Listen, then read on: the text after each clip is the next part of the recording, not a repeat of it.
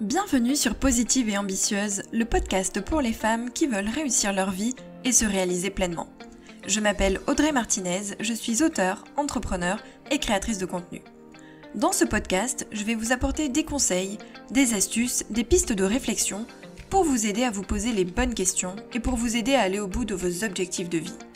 N'hésitez pas à vous abonner pour recevoir les prochains épisodes et n'oubliez pas de laisser un avis 5 étoiles pour me permettre de gagner en visibilité et de faire connaître mon travail. C'est parti pour l'épisode, bonne écoute!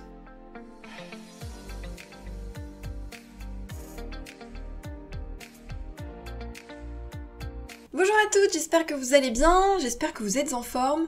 Alors aujourd'hui, on va parler des excuses. Qui, franchement, entre nous, n'a jamais trouvé d'excuses pour ne pas faire quelque chose, ou qui ne s'est jamais trouvé des excuses pour repousser une tâche? On a franchement toutes trouvé des excuses à un moment ou à un autre. Des excuses du genre « je n'ai pas le temps »,« je suis un peu fatiguée »,« je le ferai demain »,« je dois m'occuper des enfants », etc.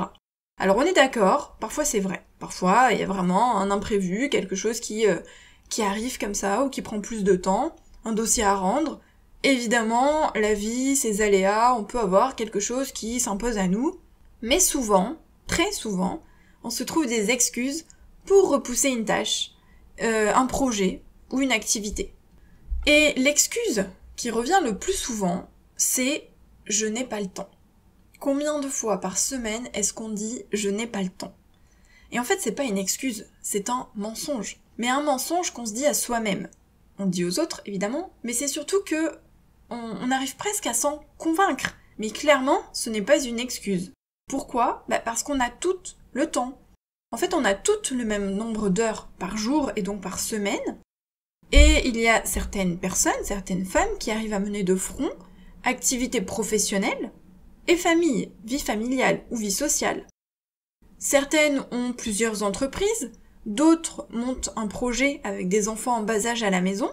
Alors pourquoi est-ce que ces personnes y arrivent, alors que d'autres non? C'est simple, c'est pas une question de temps, c'est une question d'objectif, de but. Elles savent où elles veulent aller, et elles mettent du coup des choses en place pour y parvenir. Clairement, ces femmes-là ont défini des priorités, des objectifs. Quand on dit qu'on n'a pas le temps, c'est simplement qu'on a fait passer d'autres choses avant cette priorité, avant cette tâche-là. Pour diverses raisons évidemment, mais le résultat est là, c'est-à-dire que on a plusieurs tâches, on a plusieurs choses à faire, et à un moment donné, quand on a du temps, on privilégie certaines tâches et certaines choses à faire. Et cette chose-là que vous vouliez faire, du coup, eh bien vous l'avez reléguée en second plan, en bas de liste, au lieu de la faire grimper en haut de votre liste. Il y a des tâches qui passent avant, par obligation ou par choix. Il y a des tâches qui sont superflues, qui sont complémentaires ou voire parfois inutiles. Mais le fait est qu'on a toutes le même nombre d'heures par jour ou par semaine, et donc il faut apprendre à dispatcher son temps entre ces diverses activités pour faire au mieux et pour atteindre ses objectifs. Imaginons vous voulez trouver de nouveaux clients. À la place, vous avez passé 30 minutes à scroller sur Instagram. Ou alors 45 minutes à regarder une série Netflix. Est-ce que ça n'aurait pas été mieux et plus utile d'utiliser ce temps pour travailler? Travailler 30 minutes à fond, c'est bien mieux que 0 minutes, on est d'accord. Clairement, là, vous avez choisi de faire autre chose. Et c'est là le vrai point essentiel qu'il faut comprendre, c'est qu'on a toutes du temps. Alors pas forcément la même quantité, c'est certain. En fonction de vos vies et de vos obligations, on n'a pas la même quantité de temps. Une célibataire sans enfants n'aura pas la même quantité de temps qu'une maman qui bosse et qui a 3 enfants. On est bien d'accord, évidemment. Mais est-ce que ça veut dire que la mère de famille active ne pourra pas trouver du temps pour réaliser ses projets? Absolument pas. Ça voudra dire qu'elle a moins de temps, oui, d'accord, elle a moins de temps à y consacrer, elle va devoir mettre des choses en place pour y arriver, peut-être faire un peu plus de sacrifices, et ça prendra probablement plus de temps à réaliser que pour une célibataire qui, par exemple, y consacrera tout son temps. C'est vrai, c'est la réalité, mais dire qu'on n'a pas du tout le temps, ça reste une excuse. Parce que on peut toujours trouver 10 minutes, 20 minutes dans sa journée. On peut mettre à profit des petits moments de sa journée ou de sa semaine. Et même si ce n'est pas tous les jours, il y a toujours moyen de trouver un petit peu de temps. On se trouve simplement une excuse en se disant je n'ai pas le temps, parce que ça va demander un effort, parce que ça va demander un sacrifice. On se trouve des excuses pour plusieurs raisons. La première, c'est la peur. La peur d'échouer, la peur de réussir, la peur de se lancer. C'est normal, c'est humain, on a peur, notre cerveau il freine pour nous dire non, reviens en arrière, là ça fait flipper, donc tu oublies. Je vous renvoie pour ça à l'épisode 12 sur la peur de se lancer.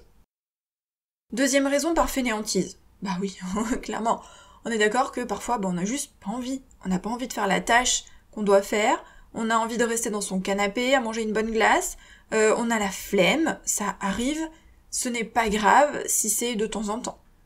Troisième raison, pour éviter de sortir de sa zone de confort. Ça rejoint totalement la peur. On est dans notre zone de confort. Elle est confortable, elle est rassurante et on ne veut pas aller vers l'inconnu. Le cerveau, il va nous pousser à ne pas nous remettre en question. Il va nous faire douter et il va faire en sorte qu'on ne se lance pas. Et c'est normal parce que le cerveau, il veut nous laisser dans notre zone de confort, dans ce côté rassurant. Et c'est à vous de faire ce qu'il faut, du coup, pour aller de l'avant malgré tout. Autre raison, parce qu'on ne sait pas où on va ou ce qu'on veut. Bah forcément, on peut pas se fixer d'objectifs, on peut pas avancer, on peut pas évoluer si on n'a pas d'objectif. Si on ne sait pas ce qu'on veut faire, imaginons que vous avez envie de, je sais pas moi, vous lancer en tant qu'auto-entrepreneur. Mais vous ne savez pas dans quoi. Vous n'avez pas d'idée d'entreprise, vous n'avez pas d'idée de thème. Bah dans ce cas-là, c'est sûr que vous ne pouvez pas vous lancer. Donc on revient en arrière et on se fixe des objectifs. D'ailleurs, pour ça, j'ai fait aussi un épisode qui s'appelle les objectifs SMART, et je vous renvoie à cet épisode. Et la dernière raison, je l'ai dit tout à l'heure, c'est parce que ça va vous demander des efforts, des sacrifices, des concessions, des compromis, parce qu'il va falloir peut-être en discuter autour de vous, parce qu'il va falloir peut-être rogner sur d'autres activités, et que parfois, devant la tâche à accomplir, on a tendance à faire marche arrière. Et au contraire, il faut se fixer son objectif, et ensuite, en utilisant les objectifs SMART dont je vous ai parlé tout à l'heure, c'est une méthode, vous pouvez scinder cet objectif en plus petits objectifs, ce qui sera beaucoup plus simple à atteindre et ça vous paraîtra beaucoup moins difficile. Alors pourquoi est-ce qu'on doit se débarrasser de ces excuses ? Si vous vivez très bien comme ça et que vous n'avez pas envie d'évoluer, d'améliorer, de lancer quoi que ce soit, bah très bien en fait, pas de souci. Mais les excuses en fait ça revient à se mentir à soi-même. Parce que si on a envie d'autre chose, mais qu'on se trouve des excuses, dans ce cas-là, ça nous empêche d'avancer, d'évoluer et d'améliorer notre vie. Imaginons vous rêvez d'écrire un livre, de monter une entreprise, de vous inscrire à une formation, de quitter votre boulot. Vous allez trouver 1000 excuses, mais c'est normal. La peur de manquer d'argent, la peur du regard des autres, la peur d'en parler à son conjoint, la peur de se planter, la peur de regretter. Vous remarquerez concrètement que la peur prend beaucoup de place dans tout ça. Mais est-ce que vous voulez vraiment laisser toutes ces excuses et la peur, du coup, guider votre vie? Est-ce que vous voulez vous réveiller à 80 ans avec des regrets et avec une vie finalement bien loin de ce que vous souhaitiez et de ce que vous rêviez? En fait, au bout du chemin, ce qu'il faut se dire, c'est qu'on recommence pas l'aventure. On sait que tout est cyclique. Les semaines recommencent, les mois recommencent, les saisons reviennent, les journées aussi, on recommence une journée à chaque fois. Mais la vie, on n'en a qu'une. Donc c'est maintenant qu'il faut se débarrasser de ces excuses qui vous empêchent d'avancer pour vous lancer dans vos rêves. Parce que à la fin, quand on est arrivé à la fin de sa vie, on peut pas recommencer. On n'a qu'une chance, c'est maintenant. Donc c'est maintenant qu'il faut se bouger. Et il y a personne d'autre qui va réaliser ses rêves ou ses objectifs pour vous. Il y a personne d'autre qui va agir pour vous. C'est vous qui décidez et c'est vous qui devez agir. Alors comment est-ce qu'on s'en débarrasse de ces excuses et comment est-ce qu'on fait pour avancer? Première chose, faire une liste d'objectifs. Donc c'est ce que je vous disais tout à l'heure, on établit une liste d'objectifs clairs avec les objectifs SMART dont je vous parlais. Il faut avoir en tête soit des objectifs, soit un objectif, tout dépend évidemment de votre but. Il faut donc savoir où on va pour ne pas perdre de temps et pour mettre en place ce qu'il faut. Donc d'abord, il faut savoir clairement où on veut aller pour pouvoir faire en sorte d'y aller. Deuxième étape, visualiser un résultat positif. La peur et les doutes vont vous assaillir, et c'est humain. Alors gardez en tête votre objectif, ce que vous souhaitez, et surtout, imaginez et visualisez le résultat positif, c'est-à-dire quand vous allez y arriver, quand vous aurez réussi. Visualisez votre vie, votre bien-être, votre épanouissement lorsque vous aurez atteint votre objectif. Imaginez ce bonheur qui va vous envahir. On balaye les résultats négatifs, les craintes, les peurs et on se focalise sur le positif. Je vous l'accorde, ce n'est pas facile et la visualisation c'est quelque chose de très difficile. Mais on n'a pas besoin d'être une bête en visualisation. On peut juste imaginer ce moment de bonheur quand on aura réussi. Vous savez, ce moment où vous vous dites oh, « ça y est, quand j'aurai réussi, imaginons vous voulez écrire un livre, je tiendrai le livre dans mes mains. » Vous voulez quitter votre boulot, imaginez le jour où vous aurez, je sais pas moi, donné votre démission et où vous aurez claqué la porte du bâtiment. Voilà, il faut essayer de visualiser ce moment où ça y est, où c'est bon et où vous êtes envahi de bonheur. Troisième chose, s'entourer, en parler et communiquer. Parce que vous n'avez pas besoin d'agir seul. Vous avez des amis ou une famille, un conjoint, vous devez en parler autour de vous. Vos proches doivent comprendre quel est votre but, quel est l'objectif qui vous anime, vers où vous voulez aller, vers où vous vous dirigez, et les changements que ça va impliquer dans votre vie, et du coup ce que vous attendez d'eux. Il faut être très clair. Il faut communiquer pour pouvoir avancer. Vous ne pouvez pas exiger en fait des autres et de votre entourage qu'ils comprennent votre nouveau but si vous ne leur avez pas expliqué à quel point ça compte pour vous. Il faut pas que ça passe juste pour une petite lubie, un caprice, un hobby ou un rêve comme ça de loin. Vous savez, quand on se dit « Oh, un jour je ferai ça ». Non, il faut que ce soit un objectif clair. Vous dites « Voilà, ça compte pour moi. J'ai décidé que je voulais faire ça. Je veux réaliser cette chose-là. Je vais tout mettre en place pour le faire. Je vais faire ça, ça et ça. Et je vais avoir besoin de votre aide. » Et vous expliquez clairement en quoi vous avez besoin de leur aide. La communication, ça peut vraiment désamorcer tous les problèmes qui vont suivre. Quatrième point, établir des priorités. Si vous avez plusieurs activités, si vous avez une famille, des enfants, un autre emploi, des objectifs, il va être difficile de tout mener de front et c'est normal. Donc, faites de votre objectif principal votre priorité. Mettez-le en haut de votre liste pour être certaine d'y consacrer du temps et de l'énergie.